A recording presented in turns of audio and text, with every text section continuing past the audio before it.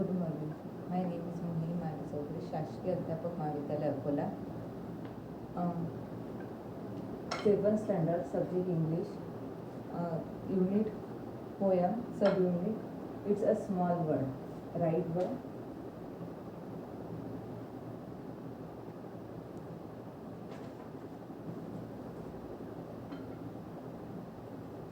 विचार.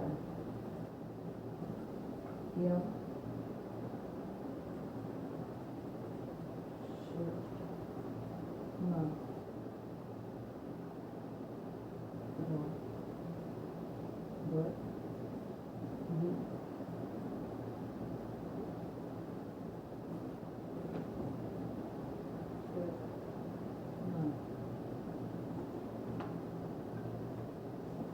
I am going to teach. It's a small word. This poem, written by Richard M. Sherman and Robert D. Sherman. It's a small word. It's a small word means little word. Little word means हे खूप छोटंसं जग आहे. It's a small word of laughter. It's a small word of laughter. हे जग हास्य पण खूप छोटं आहे. Laughter means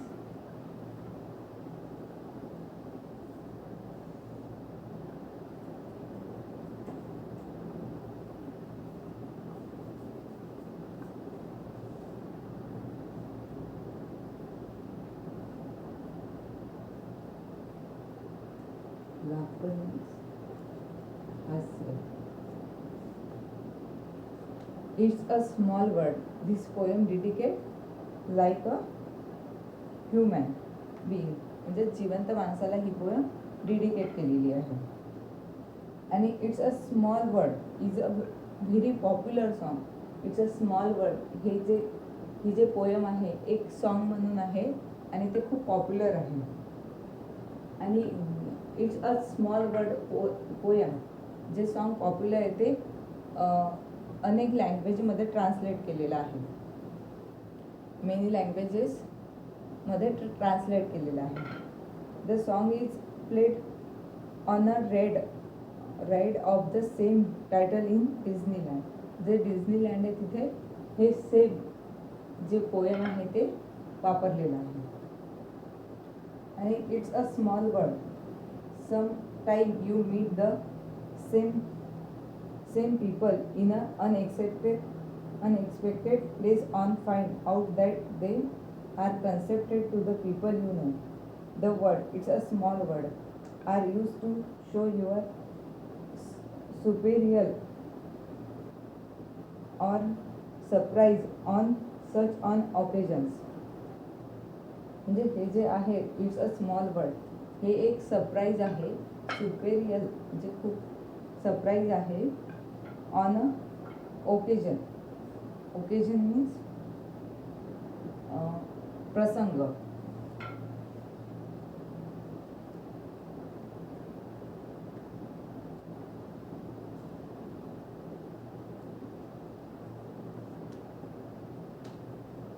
it's a small word of after a word of tears. हे जग एक हास्य आहे आणि ते खूप छोटं आहे. It's a of tears. Tear means अश्रू.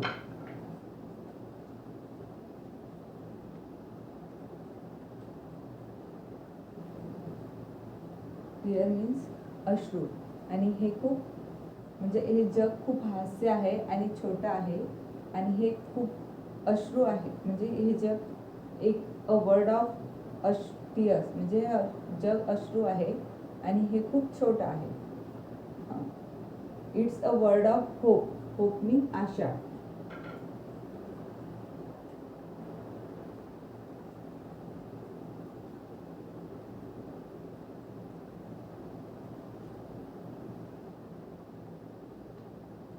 It's a word of hope and words of fear.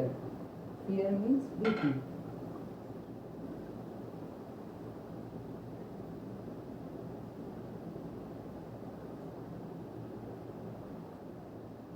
It's a word of hope and a words of fears.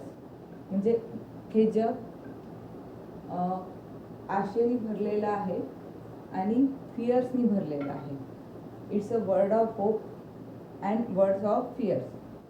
पूर्ण हे जग होप आणि आशेचं आहे.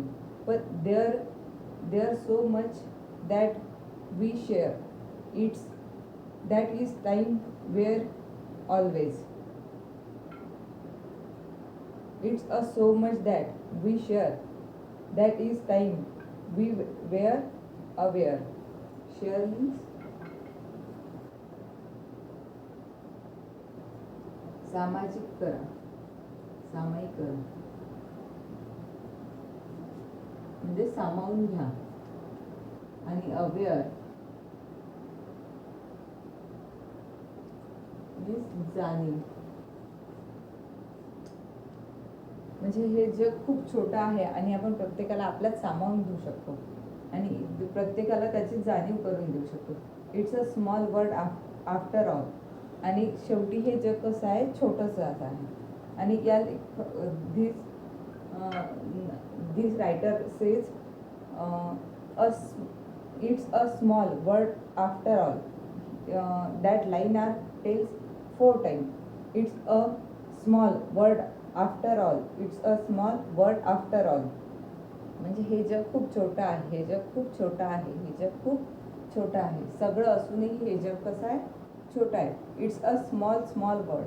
हे जग खूप छोटं आहे. There is a just one moon and a golden sun. Moon म्हणजे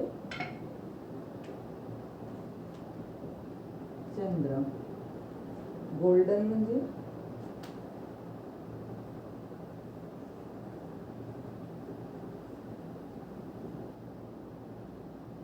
सोनेरी. सन म्हणजे सूर्य. हे जग एवढं छोटं आहे की याच्यात फक्त एक चंद्र आहे आणि एक गोल्डन सूर्य आहे, म्हणजे एक सोनेरी सूर्य आहे. And a million mirrors friendship to everyone. आणि हे जग मिलियन म्हणजे खूप लांब.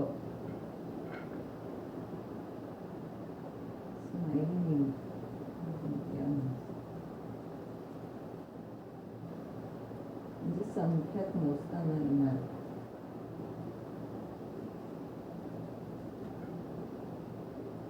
आणि एवढं लांब असूनही, एवढं मोठं असूनही आपण प्रत्येकाशी फ्रेंडशिप करू शकतो.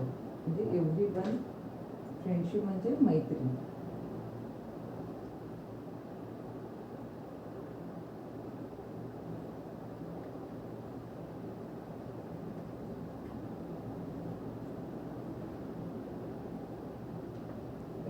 आणि एवढं जग छोटं असूनही आपण प्रत्येकाशी मैत्री करू शकतो.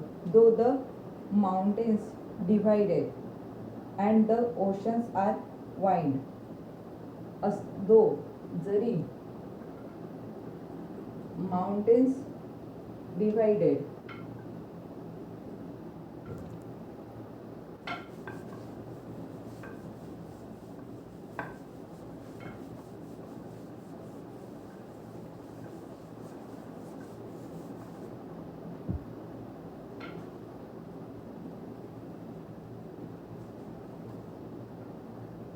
mountains means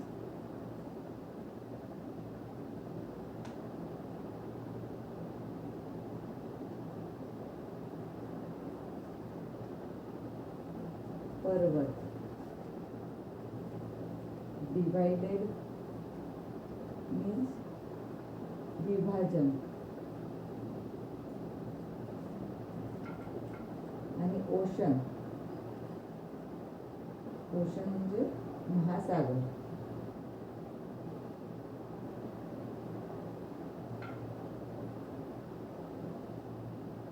वाईन मीन्स पूर्ण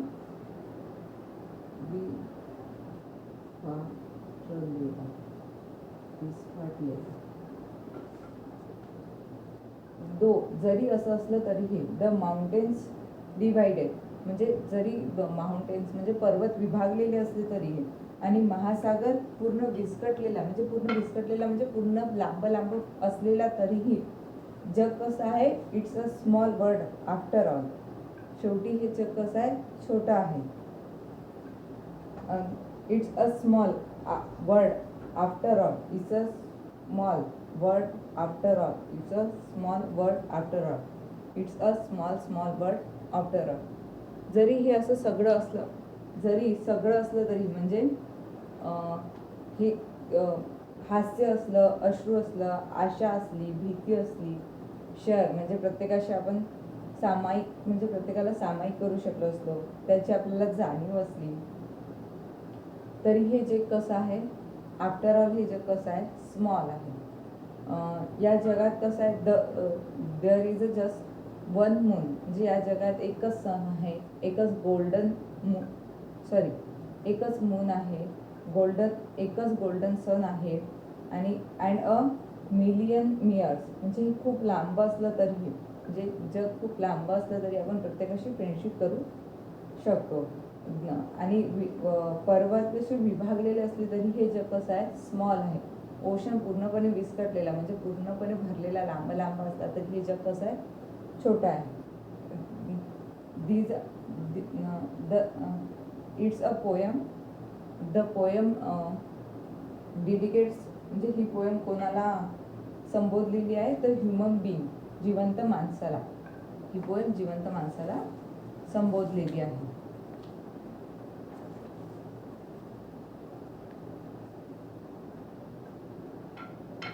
लक्षात आली ही पोयम? थँक्यू. आणि बघा, आता या पोयमवरचे जे क्वेश्चन्स आहेत ते तुम्ही सगळे सॉल्व करायचे आहेत, जे आपल्याला दिलेले आहेत. थँक्यू. धन्यवाद.